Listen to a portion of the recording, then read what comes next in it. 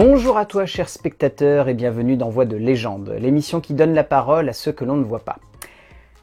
Le doubleur dont on va parler aujourd'hui est immense. Et quand je dis immense, je pèse mes mots parce que c'est une voix ultra identifiable.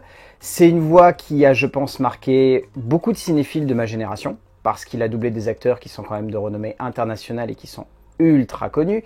Au-delà de ça, c'est une voix ultra charismatique. C'est un mec qui a une carrière cinématographique hallucinante et je parle pas que de doublage. Je parle de cinéma de manière générale. Vous regardez sa filmographie, c'est impressionnant. Le mec, il a tourné avec Woody Allen, il a tourné avec Pedro Almodóvar, il a tourné avec Bigas Luna. Enfin, je veux dire, le mec, il a une carrière absolument folle. Je parle bien sûr de Féodor Atkine. Dans le genre, cette voix, vous la connaissez forcément.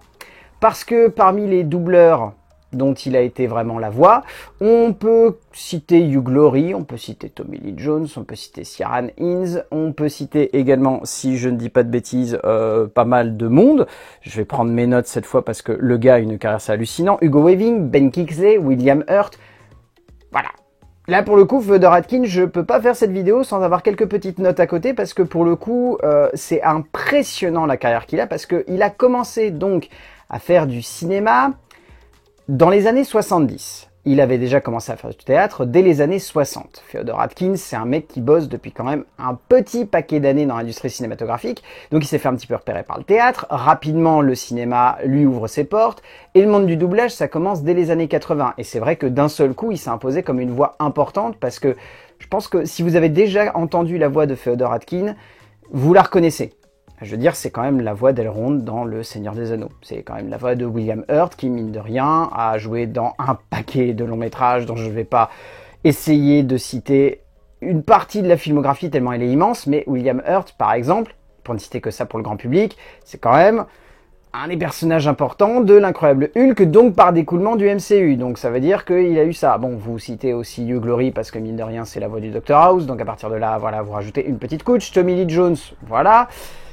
Voilà, à partir de là, je ne peux que vous confirmer que Féodor Atkine, c'est une voix folle. Et au-delà de ça, Féodor Atkine, en fait, c'est une voix très particulière. C'est une voix qui, je trouve, a quelque chose de fort, de charismatique, de paternel aussi. Alors, je sais que ça va sembler bizarre pour certains, mais je vois très bien ce que je veux dire dans le côté paternel, c'est-à-dire une voix qui en impose, une voix qui marque l'esprit, une voix qui a quelque chose de très charismatique, mais également une voix qui peut être très posée, presque rassurante, et qui du coup donne beaucoup de profondeur en fait au personnage qu'il interprète. Et moi du coup ça fait que lorsque je regarde un long métrage en VF, et notamment je pense forcément à la saga du Seigneur des Anneaux, parce que Hugo Weaving à ce moment-là, voilà. Mais je pense à cette voix-là, je la trouve déjà extrêmement imposante, marquante, et je ne saurais pas vous dire, mais il a un travail au niveau du grave, dans sa voix.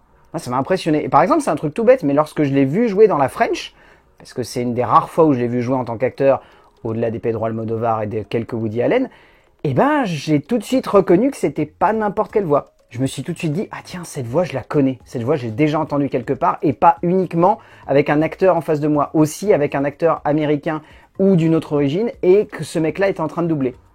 C'est dire à quel point Féodor Atkine, il a quand même une voix qui est extrêmement imposante, marquante, et qu'on retient.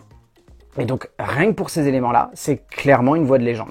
Si vous n'avez pas vu le travail de Féodor Atkine, allez regarder. Encore une fois, on est typiquement sur les acteurs que j'évoque depuis quelques temps, c'est-à-dire qu'ils ont une carrière immense à côté du doublage, c'est-à-dire que réellement, ils ont su s'imposer dans l'univers audiovisuel comme des têtes importantes et comme des gueules uniques. Parce qu'en plus de ça, Féodor Atkine, il a une gueule.